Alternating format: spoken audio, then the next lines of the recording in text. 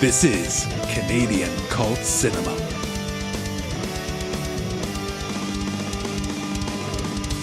Oddballs is a 1984 Canadian sex comedy.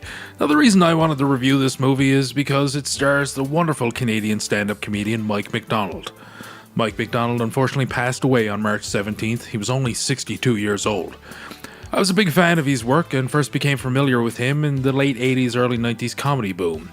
There were many shows on TV featuring stand-ups performing sets, and I got to see MacDonald on A&E's An Evening at the Improv and Just for Laughs and other shows like that. I became an instant fan. He was a Canadian comedy superstar. If you want to hear his work, there are lots of great sets on YouTube, or if you want to learn more about the man himself, you should check out Mark Maron's WTF podcast number 836. It was recorded in August of 2017 and gives some interesting insight into the man himself. Okay, now let's talk about the wonderfully terrible movie he was in 1984.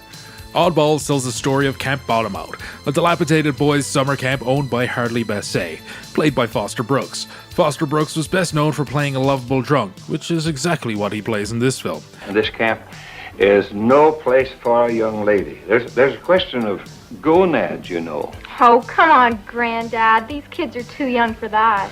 You can't tell. There could be a midget lurking in the ranks. Bassett won the camp in a card game and is not interested in running it at all. Bills. What did I ever do to deserve this camp? I hate the sun, I hate the water, and I hate the outdoors, and boy, do I hate kids. The main plot of Oddballs involves the director of the girls' camp, which is located across the lake. He wants to buy Camp Bottomout and turn it into a mall. The camp director, Skinner, hatches a plan to have his dim-witted son Chadwick seduce Hardy's granddaughter Jennifer. Only Chadwick is too stupid to figure out how to do that. Can't you be romantic? Can't you remember the way I used to act with your mother?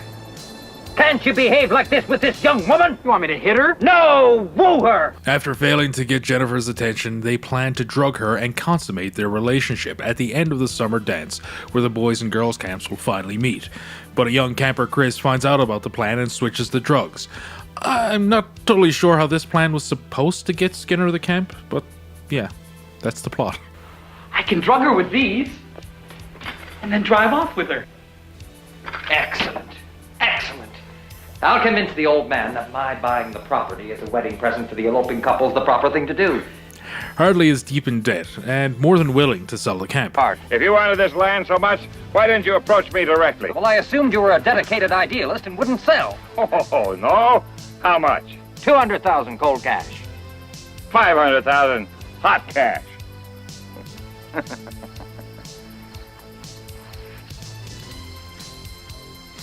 300,000. That's hot enough. But the campers find out that he sold the camp, and Hardy has a change of heart. I was wrong. I admit it. I never thought I'd say this to anyone, but all of you have proven something to me. Money isn't everything. It comes close, but... Well, anyway, I think I've grown fond of you and this place, even though it doesn't have a casino.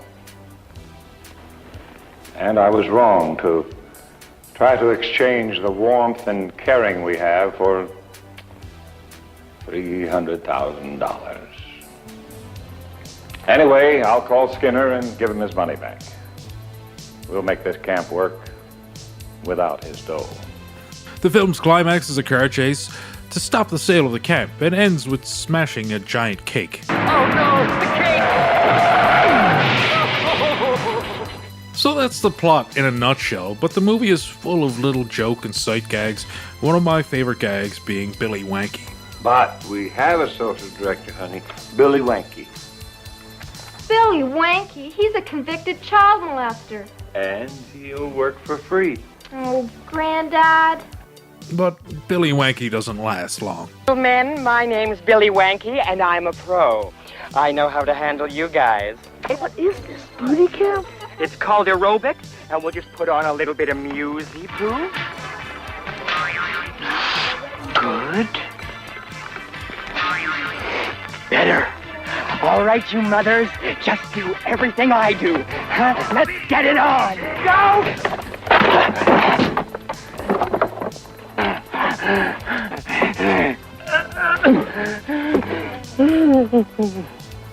There are some great jokes about the boys trying to get to the girls' camp. They even replaced their morning workout music with a stripper song, and, well, then this happens.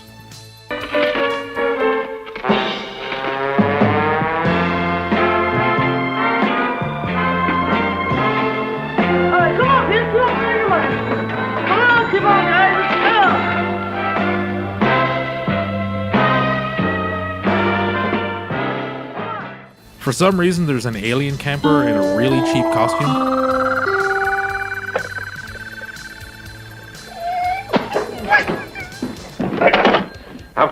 How many times have I told you not to phone home without first leaving a quarter there? Now you just scoot. Go in.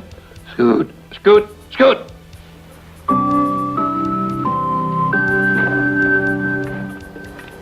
Meatballs 2, another summer camp movie released a few months after Oddballs in 1984, also had an alien camper as part of the plot.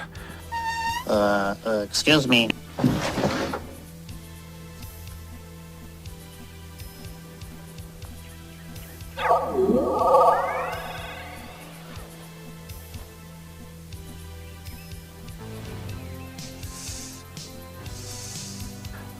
"1984 was a strange time. Mike MacDonald's character, Lalo Nardine, teaches a class about how to pick up women. Now let's review some of those great turn-on lines. After me.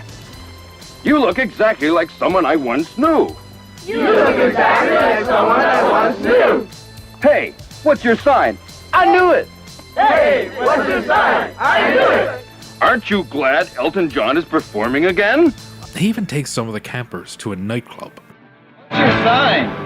What's your sign? So what's your sign? What's your sign? I didn't say that. I said I was a Virginian. Oh, well, in that case. Oddballs was written by Ed Naha.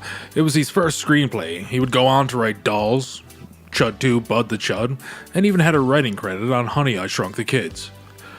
Oddballs is a strange film. It's full of lots of little jokes and sight gags. Most aren't funny, but the ones that are really funny. The film is stupid and weird, but it has a lot of heart. It's way more enjoyable than it has any right to be. If you're looking for something really silly and over the top, give it a watch. If you enjoyed this episode, please hit that like and share button, and remember to check out our other reviews, and please subscribe.